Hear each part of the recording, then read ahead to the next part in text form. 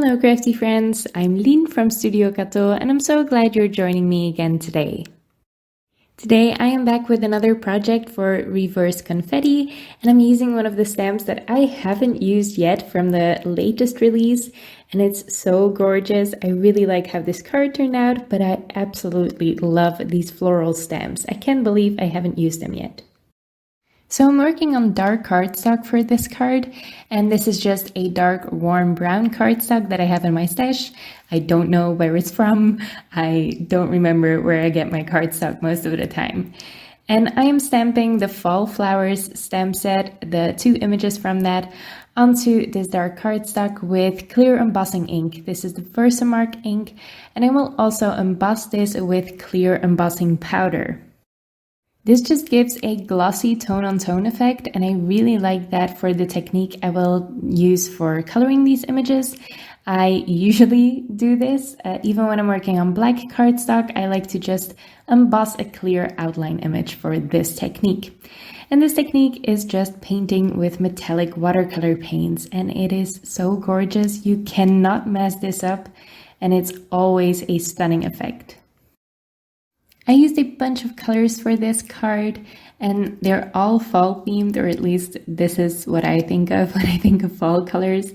The green is a little bit too much spring-like, but I will mix it with a darker green to make it more fall. I just pulled these pens out of different palettes that I own from the Finetec or Coliro lines. They used to be called Finetec. I am pretty sure they're called Coliro now. But it might also be a difference between the US and Germany. I am not sure.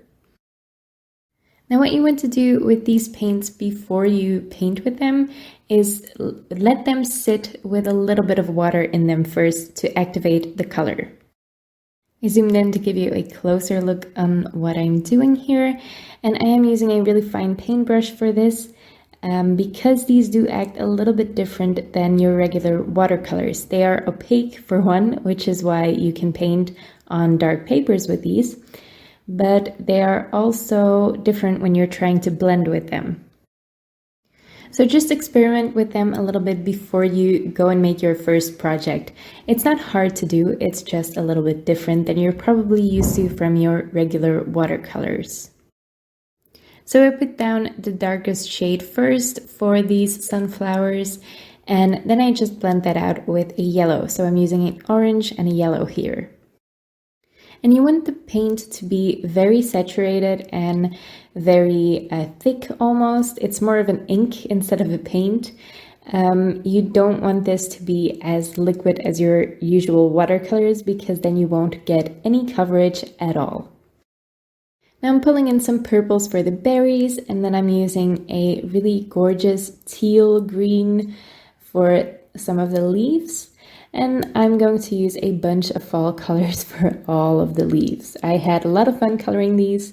Fall is my favorite season, and it's got my favorite color palette. So this was a card I was dying to make. Now I mentioned that these are quite a bit different than your regular watercolors. Another thing you want to avoid with these is using your heat tool to speed up the drying process. These do take a little bit to dry, like all watercolors do. They will be dry to the touch quite fast, quite quickly. But if you want to die cut this image after coloring it, like I will be doing, you want to let it sit for a little while longer. And don't use your heat tool, because the paint will bubble up. It's actually a really cool effect if you add splatter to a panel with these paints. Absolutely use your heat tool then, because you will get a nice dimensional effect as well. But for these kinds of things, I would avoid it, because the paint will bubble up and get a really weird look to it. So once I was finished with these, I set them aside to dry and I die cut them. For my sentiment, I am using a sentiment from a different stamp set, and I am stamping it in Pinkfresh Studio ink. This is just a dark brown ink. I will list the color below because of course I forgot it. But I do like my sentiments to be embossed. I think it adds a nice look to them. So I am going to stamp this again on top of it, with an acrylic block instead of a stamp positioning tool, like the daredevil I am, and I am using the Versamark ink for that now. So that will just line up perfectly on top of that previous sentiment. It's not perfect, but it's also just clear ink, so it's not noticeable if it's a little bit off. And then I can just add some clear embossing to this. So it will be shiny like the line art on my flowers, and it will make the sentiment a little bit darker and just a little bit glossy as well. For this background, I used the same dark brown paper, and I dry embossed the all lined up cover die panel from Reverse Confetti on there. You can dry emboss with any embossing or die cutting machine, so that's a really cool thing you can do with your cover dies. And then I just tore into it.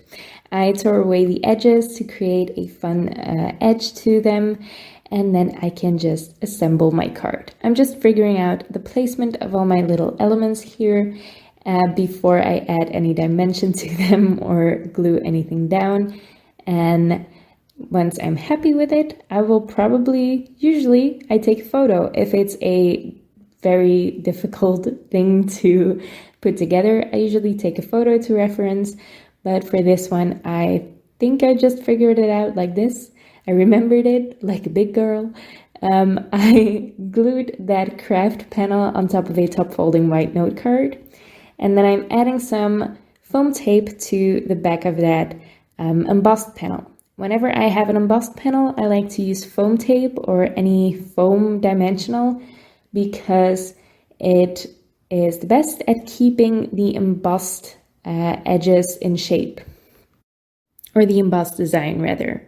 I also added foam tape to my floral pieces and just adhered them down with a little bit of dimension.